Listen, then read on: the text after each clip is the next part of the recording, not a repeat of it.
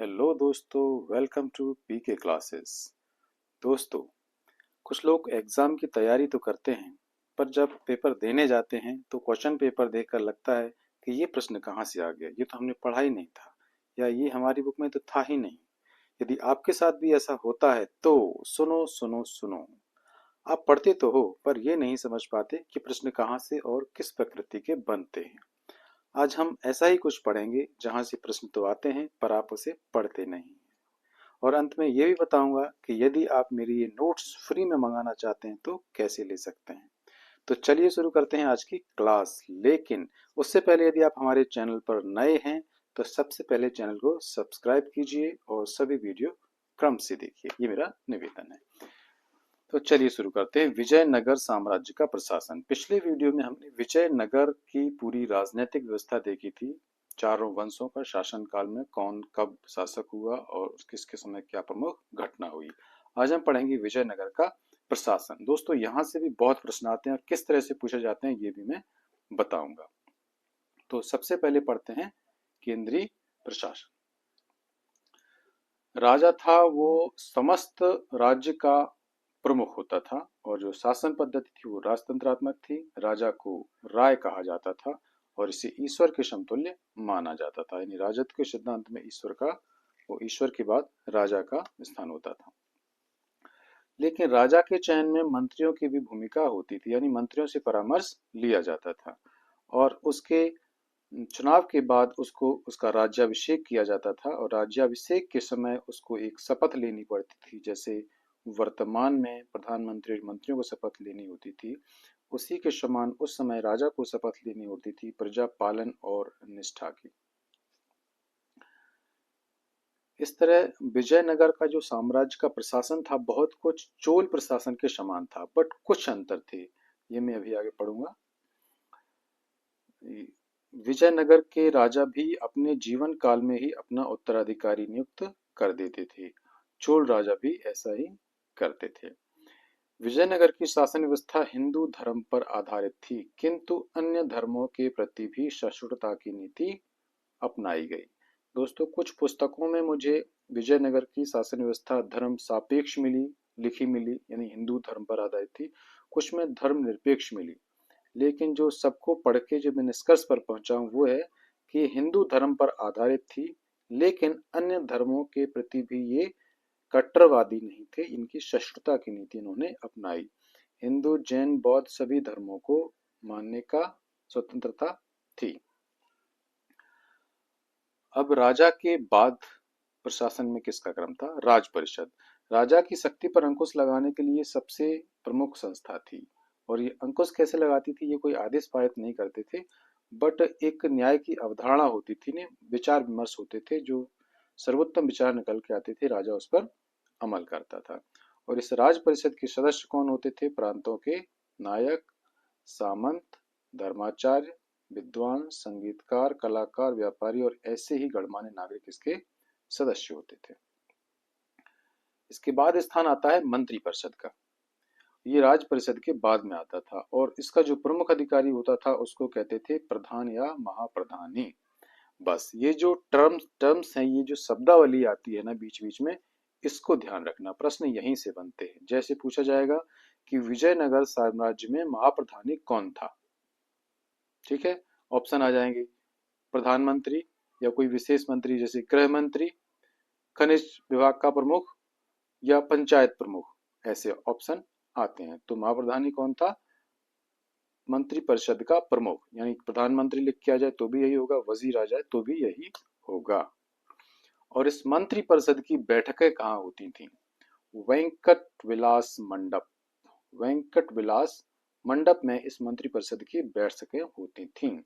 और आज कहाँ होती है मंत्रिपरिषद की बैठकें? संसद में होती हैं यार,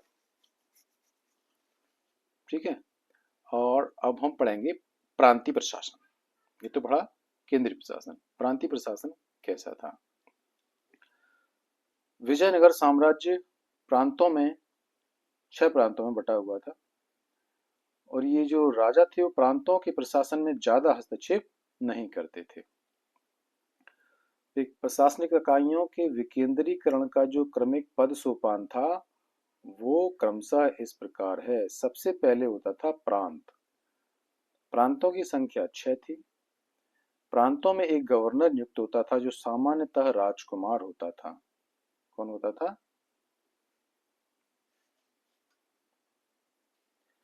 गवर्नर के रूप में राजकुमार को नियुक्त किया जाता था। इन्हें उरैयूर भी कहा जाता था।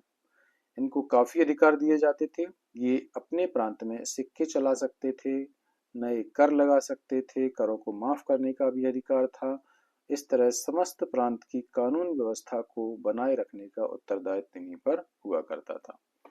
राजा प्रांतों के प्रशासन में बहुत अधिक हस्तक्षेप नहीं करता था। बस गवर्नर से, यानी जो अक्सर राजकुमार हुआ करते थे, उनसे वहां के प्रशासन के संबंध में रिपोर्ट लेता था कि इस कानून व्यवस्था सही चल रही है या नहीं चल रही है, राजस्व कितना आ रहा है, ये सब चीजें पूछता था। प्रांत के बाद किसका नंबर आता था? मंडल। मंडल क्या थे? ये एक बड़े जिले या आधुनिक संभाग के समान होते थे। संभाग या कमिश्नरी के समान ये, मतलब प्रांत का ये बड़े बड़े हिस्सों में जो बटा था उसको मंडल कहा जाता था। वलनाडु आधुनिक जिले के समान, यानी कि मंडल से छोटी प्रशासनिक इकाई होती थी। वलनाडु जो आधुनिक जिले के समान है। प्रश्न ऐसे ही आते हैं कि मंडल क्या था, तो याद, संभाग या कमिश्नरी के समान। वलनाडु क्या थे? जिले। नाडु क्या था? तहसील या परगना। क्या हो रहा है भाई, एक मिनट।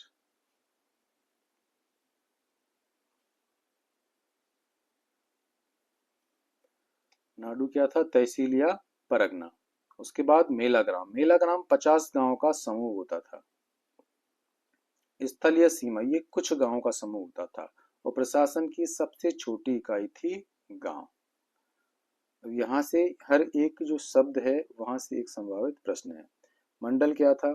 संभाग या कमिश्नरी या बड़ा जिला। वलनाडु जिला, नाडु तहसील, मेलाग्राम कुछ गांव का 50 गांव का समूह। प्रशासन की सबसे छोटी इकाई गांव। अब गांव में से कौन कौन से प्रश्न बनते हैं? गांव दो तरह के होते थे, एक सामान्य गांव, एक ब्राह्मणों को जो गांव दान में दिए जाते थे।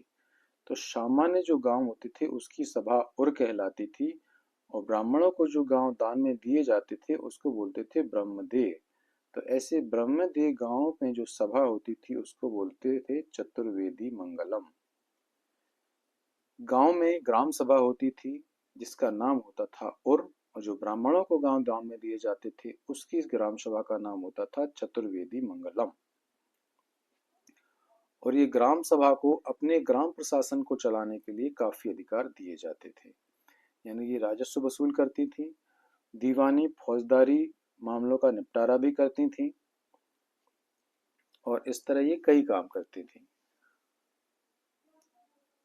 चोल प्रशासन में प्रमुख अधिकारी कौन थे? यहाँ मैंने सिर्फ प्रमुख अधिकारियों के नाम लिखे हैं जहां से प्रश्न बनने की संभावना अधिक होती है।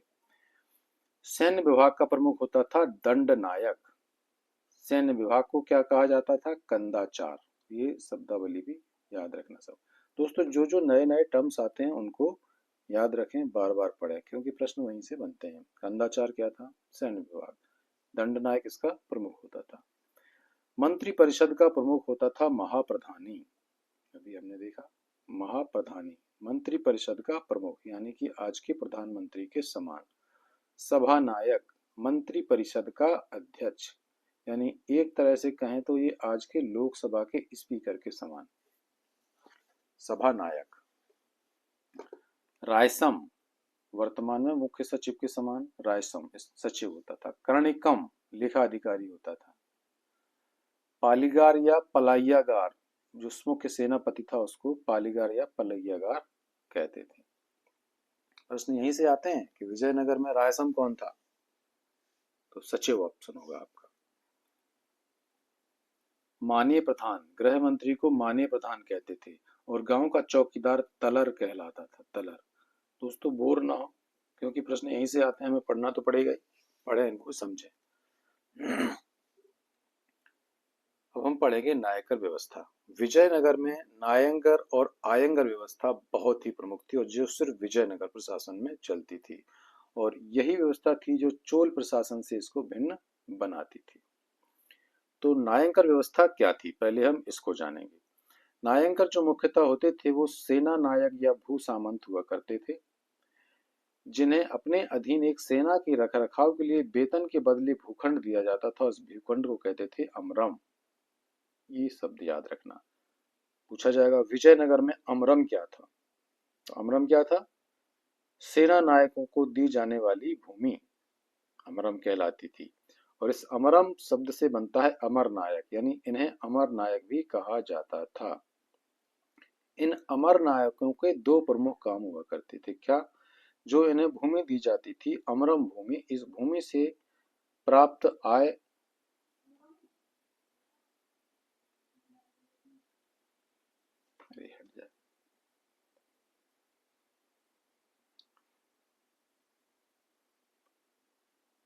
इस भूमि से प्राप्त आय के एक भाग को केंद्रीय खजाने में जमा करना इनका पहला काम था। दूसरा काम था राजा की सहायता के लिए एक सेना रखना।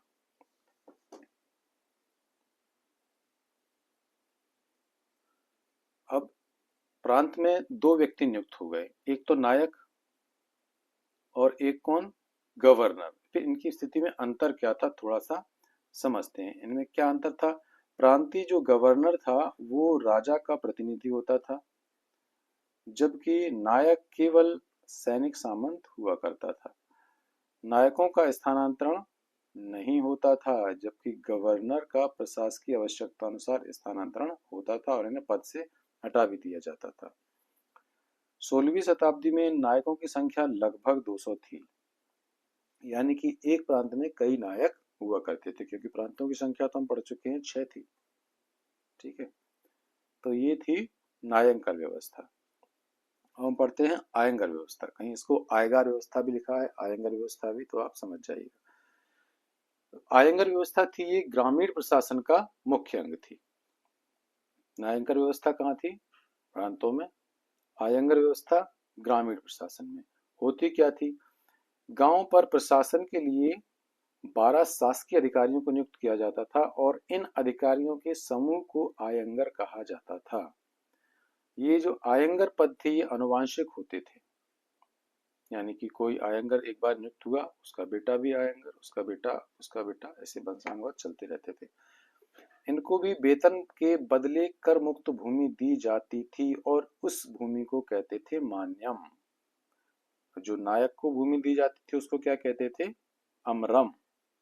और नायक को अमर नायक भी कहा जाता था। और जो आयंगर को जो भूमि दी जाती थी उसको कहते थे मान्यम। ये शब्दावली याद रखना, प्रश्न यहीं से बनते हैं। और ऐसे भी बनते हैं कि निम्नलिखित कथनों में से विजयनगर साम्राज्य की प्रशासन के बारे में कौन सा सत्य है या कौन सा सत्य नहीं है। 4 ऑप्शन दिए जाएंगे, 3 सही होंगे, 1 नहीं होगा, आपको टिक करना है। तो इस तरह आप पूरी प्रशासन व्यवस्था को समझिएगा कि कैसे कैसे क्या चीज होती थी। राजस्व प्रशासन। राजस्व की आय का जो प्रमुख साधन था तो वो भूमि राजस्व था। क्या था? भू राजस्व। और वर्तमान में सरकार के राजस्व का जो प्रमुख साधन होता है वो क्या होता है? वो होता है corporate tax, income tax, GST. ये प्रमुख मदें हैं वर्तमान में राजस्व की। उस समय क्या था? भू राजस्व सबसे प्रमुख होता था। इसके लिए एक राजस्व विभाग भी गठित किया गया था और उस राजस्व विभाग का नाम क्या था? अठावने या अस्थवन या अथवन, कुछ भी कहते थे, तीनों नाम थे उसके। राजस्व विभाग का नाम था अठावने, अस्थवन या अथवन। ये राजस्व वसूलने की सारी प्रशासनिक व्यवस्था करता था। और भू राजस्व का जो नाम था उस समय क्या था? शिष्ट। शिष्ट प्रश्न पूछेंगे, शिष्ट क्या था? तो भू राजस्व कर था।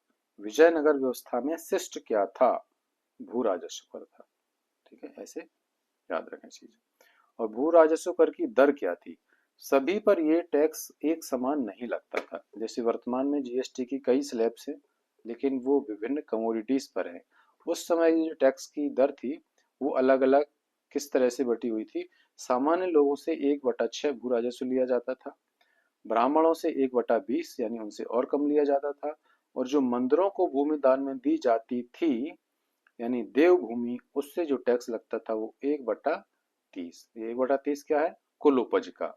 उस भूमि से जो कुल उपज हुई उसका 1/30 भाग ये शिष्ट लगता था मंदिरों की भूमि से। सामान्य लोगों से कितना लगता था? 1/6। विजयनगर साम्राज्य की प्रशासन में एक विवाह कर भी लिया जाता था। ये एक नया कर है जो हमें और कहीं देखने को नहीं मिलता है। ये वर और कन्या दोनों पक्षों से लिया जाता था, लेकिन विधवा विवाह को प्रोत्साहन दिया जाता था, इसलिए विधवा विवाह इस कर से मुक्त था। अब हम देख लेते हैं कि किसको दान दी गई भूमि क्या कहलाती थी। ब्राह्मणों को दान दी गई भूमि ब्रह्मदेय, ये कई बार पूछा जाता है। मंदिरों को दान दी गई भूमि देवदेय।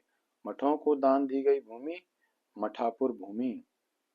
इनसे टैक्स की रेट भी अलग अलग थी, अभी हमने देखा। ब्रह्मदेय से 1/20, देवदेय से 1/30 टैक्स लिया जाता था। और कौन सी भूमि दान दी जाती थी? युद्ध या शौर्य में प्रदर्शन करने हेतु या इस युद्ध में मृत सैनिकों के परिवार को जो भूमि दान में दी जाती थी उस भूमि को कहते थे रथ, खत या कोडगे। ये 3 नाम थे उस भूमि के। रथ, खत या कोडगे ये वह भूमि होती थी जो किसी युद्ध में मृत सैनिक के परिवार को दान में दी जाती थी। सैन्य विभाग को कंदाचार कहा जाता था, ये भी हमने देखा। टकसाल विभाग को क्या कहा जाता था? जोराब खाना। टकसाल विभाग जहाँ से मुद्राओं की ढलाई होती थी उसको कहते थे जोराब खाना। और कौन कौन से सिक्के डाले जाते थे? विजयनगर का सबसे जो प्रमुख सबसे प्रसिद्ध सिक्का था वो था वराह। ये स्वर्ण का बना होता था वराह, ये स्वर्ण मुद्रा थी। विदेशी यात्रियों ने इसके और भी नाम दिए हैं, हूण, परदौस या पगोड़ा। ठीक है, ये एक ही सिक्का है जो स्वर्ण सिक्का है, उसी का नाम है वराह भी, हूण, परदौस या पगोड़ा। एक सोने का छोटा सिक्का भी जारी किया गया, इसको प्रताप या फड़म कहा जाता था। प्रताप या फड़म कहा जाता था। एक चांदी का छोटा सिक्का था जिसको तार कहा जाता था। तो सिक्कों के क्या क्या नाम थे? बराह, बड़ा स्वर्ण सिक्का, प्रताप या फड़म, छोटा सोने का सिक्का, और चांदी का सिक्का तार। ये विजयनगर साम्राज्य के सिक्के थे। विजयनगर का सामाजिक जीवन कैसा था? सामाजिक जीवन, विजयनगर साम्राज्य की व्यवस्था हिंदू धर्म पर आधारित थी। वहां का सामाजिक जीवन भी वर्ण व्यवस्था पर आधारित था। वर्ण व्यवस्था हम लोग बहुत अच्छे से जानते हैं, सदियों से चली आ रही है और कहीं ना कहीं आज भी कुछ न कुछ अंशों में टिकी हुई है।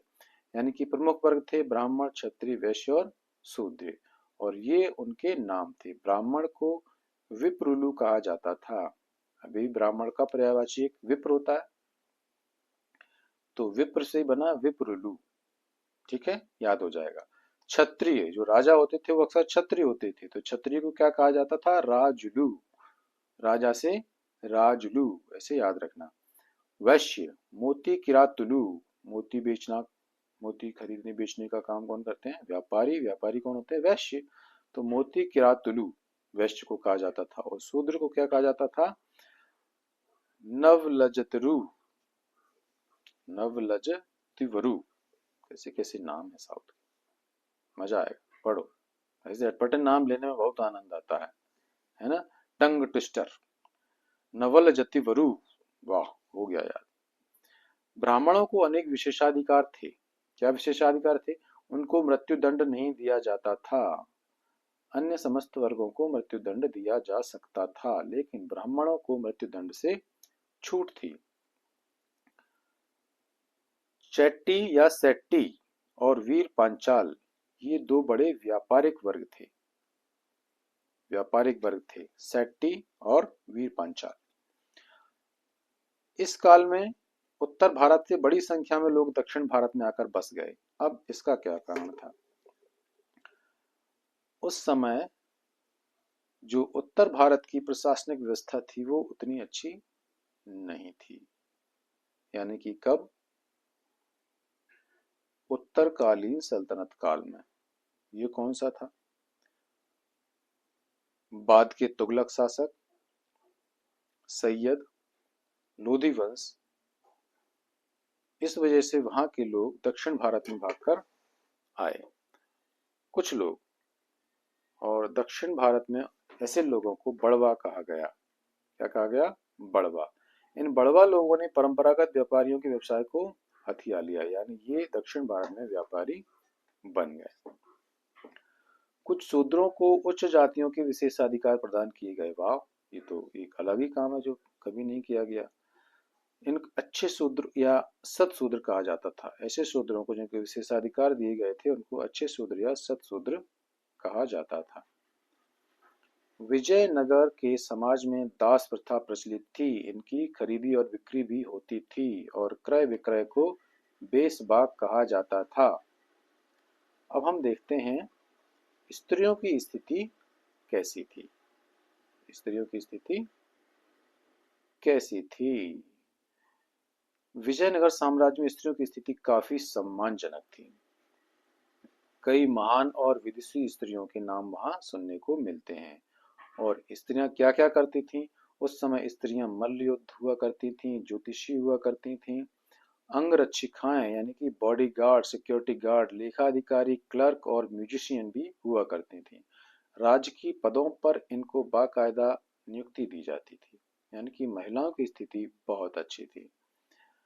और कौन कहाँ कहाँ महिलाएं होती थी? मंदिरों में देव पूजा के लिए रहने वाली स्त्रियों को देवदासी कहा जाता था। आज की दृष्टि से ये प्रथा अच्छी नहीं थी, लेकिन उस समय ये समाज में मौजूद थी। सामाजिक जीवन में गणिकाओं का महत्वपूर्ण स्थान होता था और इन्हें काफी सम्मान प्राप्त था। गणिका कौन होती थी? नगर वधू, यानी कि जो सारे नगर की वधू होती थी, सभी इसका उपभोग करते थे, वो गणिका होती थी।